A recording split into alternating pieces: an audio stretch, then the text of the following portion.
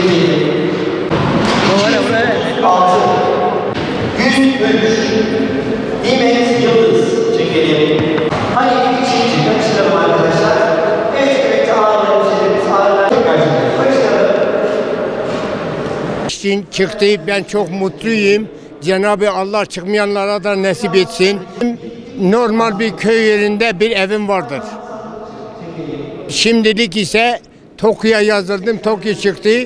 Allah nasip ederse biz Tokyo'da bir yaşadığımız kadar yaşayacağız. Kız kardeşim engelli durumdan dolayı başvurmuştu. Çok şükür ismi de çıktı. Hem biz mutluyuz hem kendisi mutludur. En azından onun için bir başarıdır. En azından onun için daha güzel bir şeydir. Kendisi kiradadır ve çok şükür bundan sonra kendi evi olacaktır. Kira verir gibi taksitini ödeyecek. Belli bir zaman sonra kendi evi oluyor. Numaramız 1000 olacak.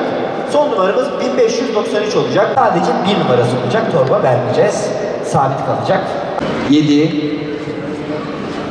8 291 Şahmettin Aslan. Çekelim. 1994 Böyle bir numaramız yok. Çekelim. Başvuru çıktı bize. Emekliyiz. Bize çıktı. İnşallah öderiz de. Mahcup olmazdık da ama evimize geçeceğiz inşallah. Yalnız bu enflasyona göre, bu artışlar göre biz altında acaba çıkabilir mi? Çıkamıyoruz. İşte endişemiz var yani. Şunlar yani şu andaki bu sene ne bileyim enflasyonun artışına göre yani biz ondan tedirginiz yani. O tedirginizi inşallah baştakiler bize bir çare bulur, bir çözüm bulur. Yani inşallah bir öderiz, mahcup olmazdık yani.